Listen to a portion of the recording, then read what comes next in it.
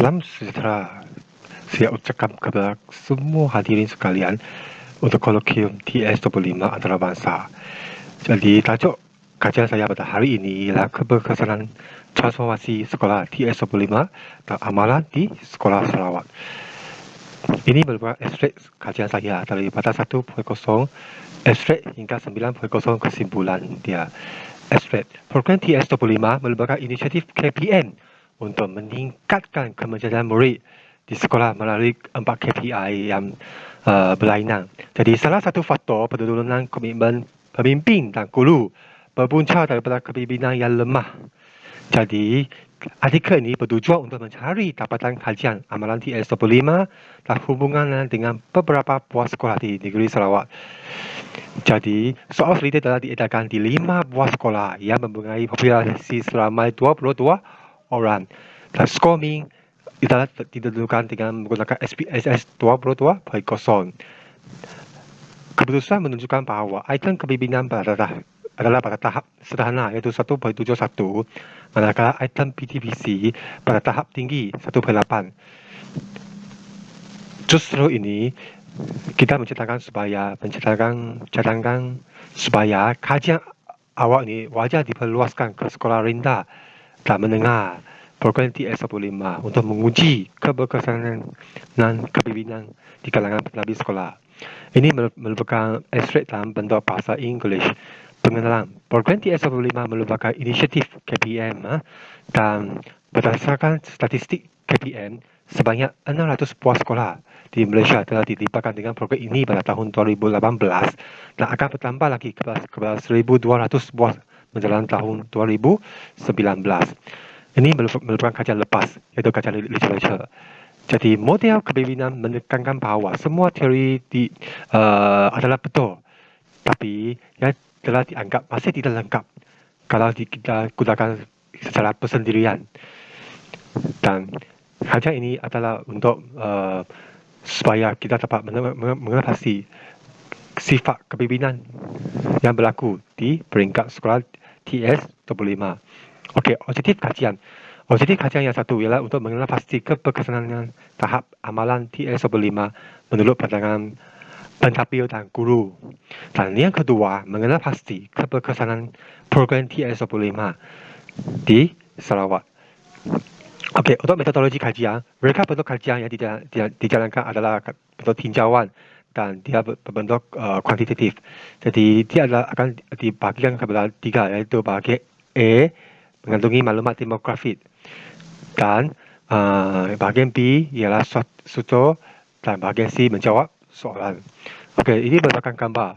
Gambar satu merupakan kita ambil gambar semasa kita sedang buat kajian dan sebelah kanan ialah konsep TS25.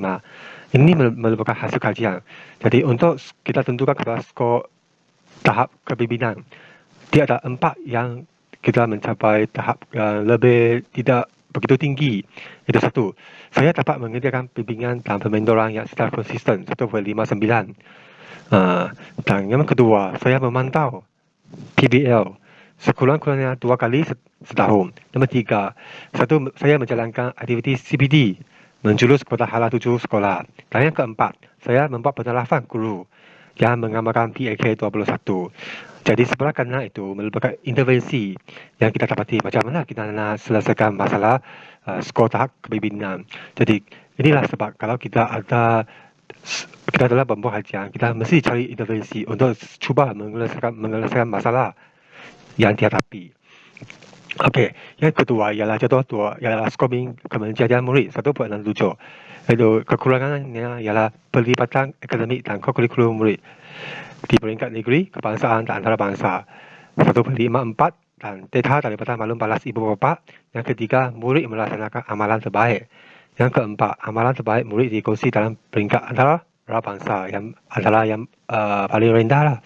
Jadi sebelah kanan ialah intervensi yang kita dapat digunakan untuk menyelesaikan masalah. Ini merupakan kohort 1 hingga 5 di negeri Sarawak.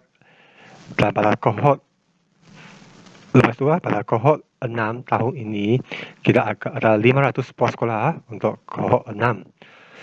Okey, Ini merupakan hasil kajian daripada soalan Suto, iaitu kita dijalankan di daerah PPD, Bau, Sibu dan Kapit. Okey, yang pertama, sekolah apakah merupakan kajian iaitu isu dan cabaran dalam pelaksanaan TS25 di sekolah. Isu yang dihadapi ialah satu, sekolah belum memahami sebenarnya konsep TS25 iaitu 32%, dan persepsi dan kesukaran untuk sekolah membuat perubahan 23%, dan tiada kemudahan dan peruntukan untuk melaksanakan transformasi 18%, masa yang terhad 18%, dan suka mendapat sokongan dan bantuan PIBK 14%. Ini merupakan bantuan yang diperlukan oleh sekolah daripada rakan elit. Rakan elit di sini ialah SI Partner Plus dan SIS-C. Okey, jadi satu, mereka memerlukan bimbingan yang berterusan dalam 4 aspek KPI, iaitu 65%, dan dia mesti adalah bimbingan dalam bentuk pelan strategi pintas dan OPPN 24%, dan bimbingan amalan terbaik PDBC PAK 12%. Okey, perbincangan. JPN dan PBD dikatakan membagi strategi dalam bimbingan berterusan kepada sekolah, terutamanya dalam bidang pintas, OPPN dan PDBC. Dan dari segi PIBK pula, buku sarana ibu bapa diperlukan sebagai bantuan untuk meningkatkan pelibatan mereka dalam TS25. Kesimpulannya, pelaksanaan PPM 2013 hingga 2025 menjadikan Malaysia sebagai satu global player. Jadi, untuk menjadi sebuah sekolah yang cemerlang dan berkesan, pengurus dan pembimbing memang memainkan peranan yang penting untuk mencapai sekolah yang berkualiti dan kemajuan murid. Cadangan kajian. Jadi cadangan yang disyorkan ialah pengubahan model TS25 yang direka boleh dimanfaatkan sepenuhnya oleh guru besar dan guru. Dan kajian seterusnya harap dapat dijalankan di seluruh kawasan Sarawak bagi melihat betul-betul keberkesanannya TS25 dan proyek intervensi yang boleh diambil tindakan susulan untuk memastikan TS25 dapat dijalankan dengan berjaya dan cemerlang di negeri Sarawak. Ini merupakan rujukan yang saya ambil. Sekian, terima kasih.